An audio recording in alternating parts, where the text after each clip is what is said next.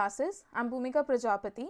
So ये हमारा lecture number 11 है MCQ सीरीज़ पर, जिसमें हम मॉडर्न इकोनॉमी, उसके रिलीजन एंड उसके कल्चर से जितने भी इंपॉर्टेंट क्वेश्चंस बनते हैं उन्हें आज सॉल्व करेंगे, जो आपकी सभी तरीके की कॉम्पिटिटिव एग्जाम्स के लिए इंपॉर्टेंट होंगे. सो हम हमारा आज का लेक्चर स्टार्ट करते हैं. So the first question is, Sudarshan Lake was built and reconstructed by. Sudarshan झील का निर्माण और पुनर्निर्माण किसके द्वारा किया गया था, राइट? तो इसका करेक्ट आंसर है Pushyagupta, that is option number 2. Pushyagupta जो है ये गवर्नर थे, राइट? ये किसके गवर्नर थे? तो ये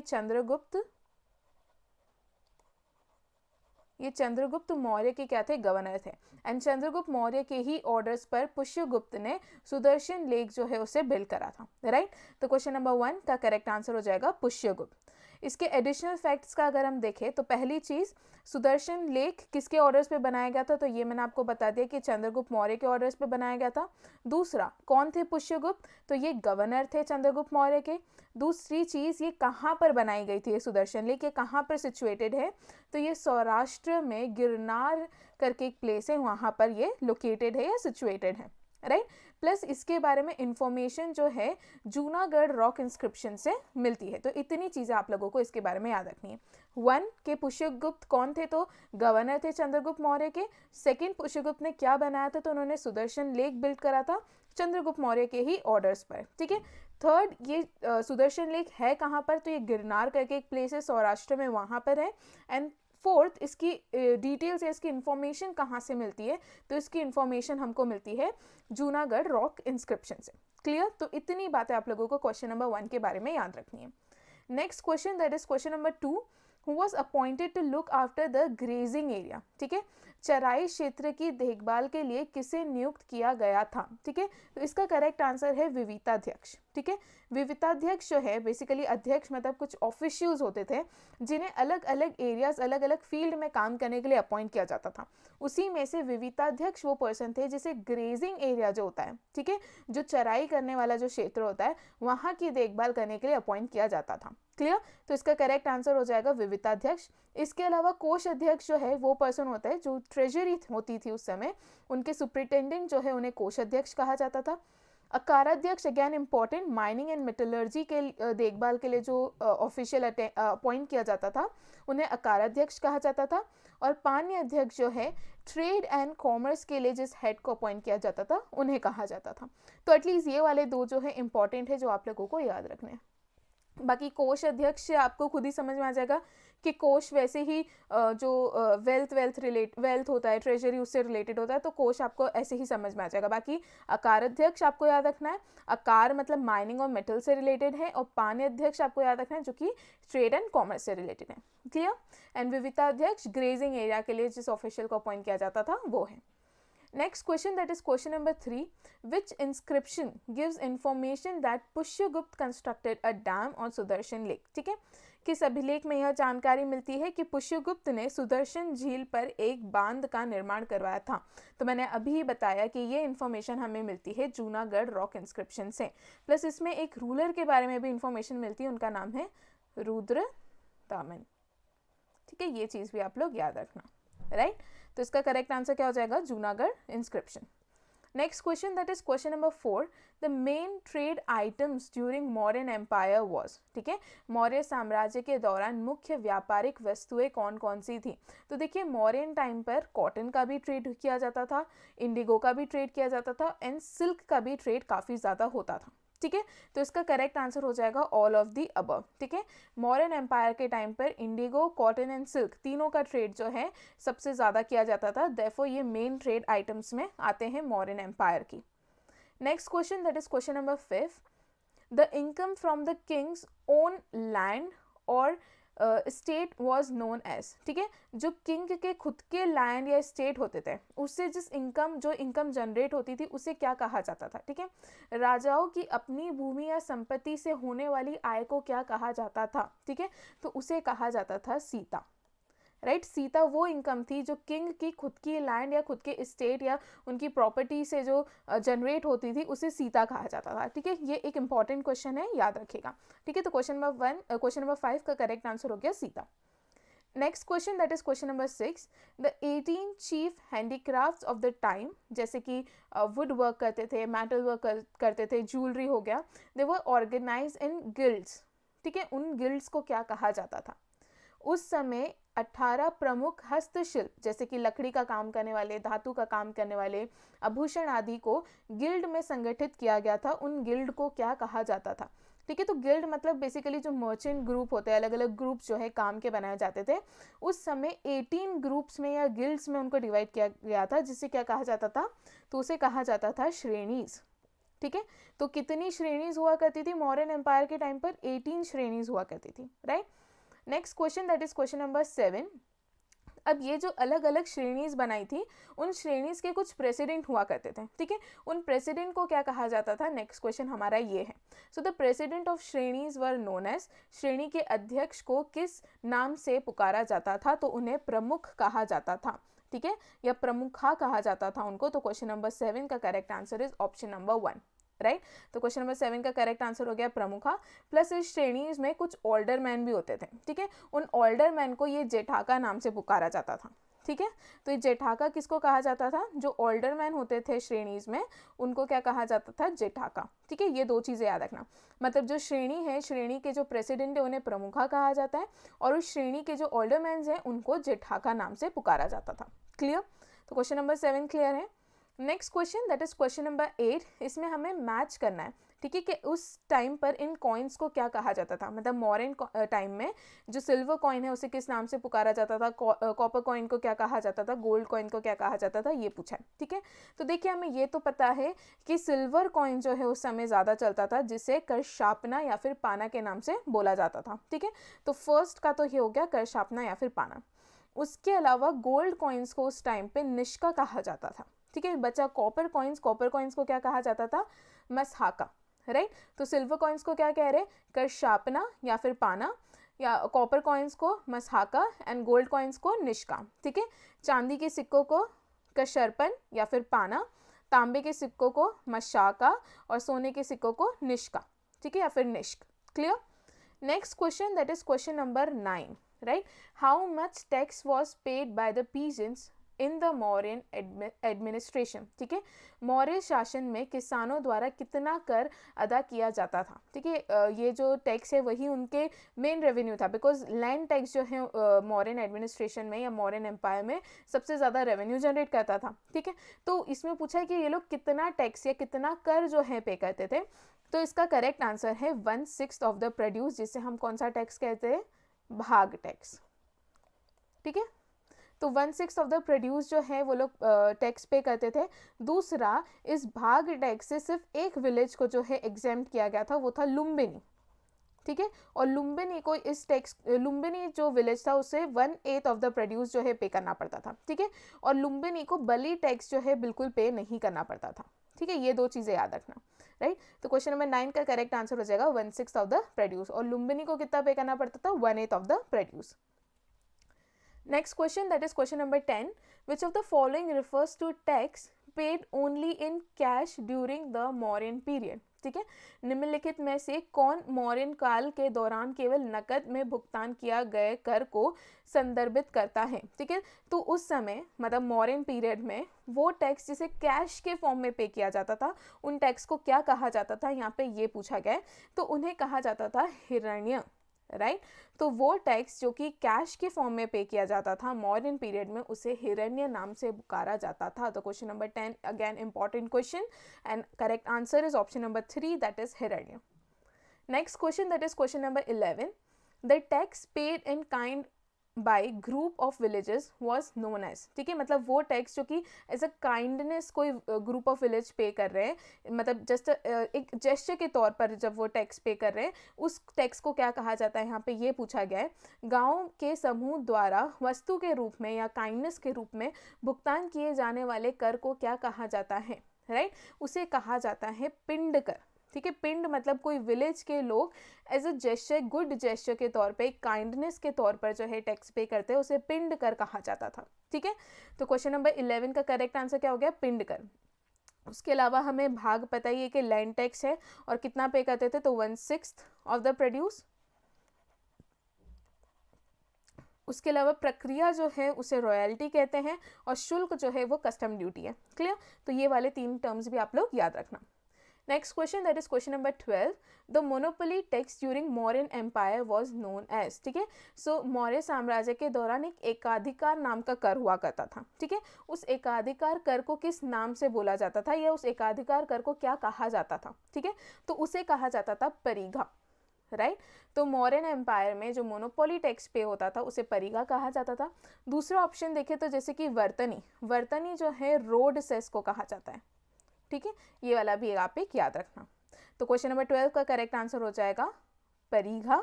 उसके अलावा वर्तनी as a said road cess से रिलेटेड है, परस्वाम जो है सरचार्जेस से रिलेटेड है, और प्रणया again remember gift of affection जिसे प्रणया कहा जाता है। ठीक है, इसमें से वर्तनी और परिघा दोनों इंपॉर्टेंट है। Next question, question number 13, which section of Vinaya Pitaka contains direct evidence of artificial irrigation इन मगध। ठीक है, विनय पिटक में एक सेक्शन है जिससे ये एविडेंस मिलता है कि मगध एम्पायर जो है वहाँ पर आर्टिफिशियल इरिगेशन होता था। ठीक है, वो कौन सा सेक्शन है जहाँ से ये इन्फॉर्मेशन मिली है ये पूछा गया। सो विनय पिटक के किस खंड में मगध में कृत्रिम सिंचाई का प्रत्यक्ष प्रमाण मिलता है? ठीक है, ये भी एक इम्पॉर्टेंट क्वेश्चन है। तो महावग्गा जो है, राइट, महावग्गा विनय पिटक का एक सेक्शन है जहाँ से इसकी इन्फॉर्मेशन मिलती है। राइट, तो क्वेश्चन नंबर 13 का करेक्ट आंसर हो जाएगा महावग्गा। Next question, that is question number 14. The villages exempted from taxation during Ashok reign was known as। ठीक है, अशोक के शासनकाल के दौरान कर धान से मुक्त गांवों को क्या कहा जाता था? ठीक है, देखिए हमें एक ऐसा विलेज पता है जहाँ पे टैक्स नहीं लिया जाता था, वो लुम्बिनी है। राइट, तो लुम्बिनी को किस नाम से पुकारा जाता था यहाँ पे ये पूछा है। तो वो विलेजेस जिनको टैक्स पे नहीं करने होते थे उनको परिहराका कहा जाता था। ठीक है, परिहराका उन विलेजेस को कहा जाता है। राइट, तो अशोक के रेन में वो विलेजेस जो टैक्स पे नहीं करते थे उनको परिहराका नाम से बुलाया जाता था। तो क्वेश्चन नंबर 14 का करेक्ट आंसर हो जाएगा परिहराका। ठीक है, हिरण्य मतलब अभी हमने देखा, हिरण्य मतलब वो टैक्स जो कि कैश के फॉर्म में पे किया जाता है। ठीक है, ये चीज़ आप याद रखना। और मशाका जो है कौन से कॉइन को कहा जाता है? तो कॉपर कॉइन्स को कहा जाता है। Okay, next question, that is question number 15। Those villages who paid their taxes in form of grains, cattle, gold और raw material were known as। ठीक है, वो गांव जो अनाज, मवेशी, सोना या कच्चे माल के रूप में, राइट, रॉ मटेरियल के फॉर्म में अपना टैक्स पे करते थे या अपना कर अदा करते थे, उन विलेजेस को क्या कहा जाता है ये पूछा गया है। ठीक है, उन विलेजेस को कहा जाता है कूपिया। क्लियर, तो कूपिया वो विलेजेस को कहा जाता है जो कि अपने टैक्स किन फॉर्म में पे करते हैं, जो ग्रेन्स दे देते थे, कैटल दे देते थे, गोल्ड दे देते थे, रॉ मटेरियल दे देते थे, वैसे विलेजेस को क्या कहा जाता था? कूपिया कहा जाता था। किसके टाइम पे? मौर्यन एम्पायर के टाइम पे। ठीक है, दूसरा अयोध्या जो है ये वो विलेजेस है जो कि सोल्जर्स सप्लाई करते थे मौर्यन एम्पायर में। ठीक है, दूसरा परिहारा का हमने अभी देखा, ये कौन से विलेजेस है? तो ये वो विलेजेस थे जो कि जिनको टैक्स पे नहीं करने का होता था। ठीक है, जिनको टैक्स एग्जाम कर रखा था अशोक के रीन में, उन्हें परिहारा का कहा जाता था। ठीक है, और वो कौन सा था? तो वो था लुम्बिनी। ठीक है, लुम्बिनी विलेज। तो लुम्बिनी विलेज को क्या कहा जाता था? परिहारा का। तो 3 चीजें आप लोगों को याद रखनी। पहली चीज, कूपिया किन विलेज को कहा जाता था? देखो 3 तरीके के विलेजेस यहाँ पे मैंने आप लोगों को बताया। एक है कूपिया। ठीक है, कूपिया कौन से विलेजेस है? तो कूपिया वो विलेजेस है जो कि ग्रेन, कैटल, गोल्ड और रॉ मटेरियल के फॉर्म में अपना टैक्स पे करते थे। दूसरे जो है वो है अयोध्या विलेज। ठीक है, अयोध्या वो विलेज है जो कि सोल्जर्स को सप्लाई करने का काम करते थे। एंड थर्ड वो विलेज है जिनको कहा जाता है परिहारका। ठीक है, एंड परिहारका वो विलेजेस हैं जो कि टैक्स जिनको पे नहीं करना रहता था। ठीक है, तो तीनों विलेजेस के आप लोगों को नाम याद रखने हैं। राइट, तीनों इंपॉर्टेंट है। सो इसका करेक्ट आंसर हो जाएगा कूपिया। एडिशनल इन्फॉर्मेशन में अयोध्या के मैंने बता दिया, वो विलेजेस जो कि सोल्जर सप्लाई करते थे। Next question, that is question number 16। According to Kautilya, linen manufacturing centres were at. ठीक है, तो लिनन निर्माण केंद्र कहाँ पर थे? राइट, तो कौटिल्य की बुक में जो है मेंशन किया गया है कि काशी और 15 करके 2 प्लेसेस है। ठीक है, इन दोनों प्लेसेस पर लिनन मैन्युफैक्चरिंग सेंटर्स जो है सिचुएटेड थे। राइट। तो इसका करेक्ट आंसर हो जाएगा option number 3, that is both 1 and 2. Next question, that is question number 17. Arthashastra states that the state appointed dash superintendents mostly to regulate the economic activities of the state. ठीक है, state की जो भी economic activities थी, ठीक है, जो भी आर्थिक गतिविधियाँ थी, उनको प्रॉपरली रेगुलेट करने के लिए अर्थशास्त्र में बताया गया कि कुछ ऑफिशियल्स को अपॉइंट किया जाता था या कुछ सुपरिंटेंडेंट्स को अपॉइंट किया जाता था, वो कितने थे, ठीक है। तो अर्थशास्त्र के अकॉर्डिंग वो 27 थे, ठीक है। तो इसका करेक्ट आंसर हो जाएगा 27 superintendents. Next question, that is question number 18. Kalpasutra book was written by, right. Kalpasutra book किसके द्वारा लिखी गई है? तो भद्रबाहु जो है उन्होंने इस बुक को लिखा है. इंपॉर्टेंट है बुक, याद रखना नाम. इसके अलावा मोगलीपुत्र टिस ने एक बुक लिखी है जिसका नाम कथावस्तु. आई गेस ये आप सभी को पता होगा. नेक्स्ट क्वेश्चन, क्राउनिंग एनिमल्स, और वो कौन सी साइट पे पाए गए? देखिए ये हम लोगों ने लास्ट लेक्चर में भी देखा था, बट उसमें मैंने आप लोगों को सिर्फ एक का ही बताया था, राइट, जिसमें हमें एक गलत वाला जो है गैस करना था. इसमें देखो यहाँ पर हमें मैच करना है, राइट. तो क्वाड्रुपल लाइन मतलब वो साइट जहाँ पर 4 लायंस जो है पिलर पे बने हैं, वो हम सभी जानते हैं 4 लायंस हमको सारनाथ पिलर पे देखने को मिलते हैं, राइट. सिंगल लायन की अगर मैं बात करूं तो सिंगल लायन जो है वो लौरिया नंदनगढ़ हमने देखा था लास्ट लेक्चर में. तो लौरिया नंदनगढ़ में सिर्फ आपको एक लायन देखने को मिलेगा. उसके अलावा सनकिसा में आपको देखने को मिलेगा एलिफेंट. एंड रामपुरवा का हम लोगों ने डिस्कस करा ही था, रामपुरवा में आपको देखने को मिलेगा बुल. क्लियर? तो याद रखना आप, quadruple lion Sarnath, single lion Basarah Bakhira Lauriya Nandangarh and Vaishali, ठीक है. एलिफेंट सनकिसा और बुल रामपुरवा, ठीक है. यहाँ पे रामपुरवा नहीं आएगा. Okay. Next question, that is question number 20. Which among the following statement is correct regarding Rampurva pillar Bihar? ठीक है. पहला स्टेटमेंट कह रखा है कि it is a hybridisation of Persian and Indian elements, ठीक है. पर्शियन और भारतीय तत्वों का संकरण है. तो हाँ, फर्स्ट स्टेटमेंट इज करेक्ट, ठीक है. ये एक हाइब्रिडाइजेशन ही है पर्शियन और इंडियन एलिमेंट्स का. क्लियर? नेक्स्ट जो है, the abacus shows Greek influence and it has a beautiful floral design. तो अबैकस ग्रीक प्रभाव दिखाता है और इसमें सुंदर पुष्प के डिज़ाइन भी है जो कि आपको यहाँ पर देखने को मिलेंगे. तो ये सेकंड स्टेटमेंट भी क्या है? करेक्ट है. Next statement, that is statement number 3. Zebu bull is depicted as the crowning animal. तो ये जो बुल है ये जेबू बुल है, ठीक है. जेबू बेल को मुकुट पशु के रूप में दर्शाया गया है इस पिलर में. तो थर्ड स्टेटमेंट भी क्या है? करेक्ट है, ठीक है. तो इससे ये पता चलता है कि option number 4 is correct, that is all of the above. तो क्या है रामपुरवा पिलर के बारे में क्या क्या चीज़ें? पहली चीज़ तो यहीं पे आपको मिल गई कि है कहाँ पर, तो बिहार में है, ठीक है. दूसरी चीज़, ये एक हाइब्रिडाइजेशन है, ठीक है, एक संकरण है. पर्शियन एलिमेंट्स भी यहाँ पे देखने को मिल रहे हैं और इंडियन एलिमेंट्स भी यहाँ पे देखने को मिल रहे हैं, ठीक है. ग्रीक इन्फ्लुएंस देखने को मिल रहा है, फ्लोरल डिजाइन है इसमें बनी हुई, और जो बुल इसमें डिपिक्ट किया जा रहा है वो जेबू बुल है. Clear? Next question, that is question number 21, ठीक है. The words the village Lumbini was exempted from Bali, that is a tax, and भाग वॉज रिड्यूस टू 1, ठीक है. ये कौन से अशोकन पिलर्स में इंस्क्राइब किया गया है? राइट. निम्नलिखित में से किस अशोक स्तंभ पर गांव लुम्बिनी को बली से छूट दी गई है और भाग जो है, भाग टैक्स जो होता था उसे घटाकर एक 8वां कर दिया गया, दैट इज 1/8. ये शब्द कहाँ पर या कौन से अशोक के पिलर पर इंस्क्राइब्ड है ये पूछा गया है. तो इसका करेक्ट आंसर है रुमिनदेई, राइट. मैंने रुमिनदेई के बारे में आप लोगों को 2 चीज़ें बताई थी. पहली चीज़, it gives information regarding birth of Gautam Buddha, ठीक है. दूसरा यहाँ पे ये बताया गया था कि लुम्बिनी जो है में बली टैक्स को क्या कर रखा है? अबॉलिश कर रखा है, ठीक है. दोनों ही चीजें आप लोगों को इसके बारे में याद रखनी है. That is Rummindei pillar. Next question, that is question number 22. Which among the following statement about बराबर केव इज करेक्ट? राइट. पहली चीज़, इसका सबसे इम्पॉर्टेंट पॉइंट जो है वो ये है कि it is one of the oldest surviving rock cut cave in India, ठीक है. ये स्टेटमेंट सही है, राइट। भारत में सबसे पुरानी जीवित रॉक कट गुफा है ये, ठीक है, कौन सी? बराबर केव्स।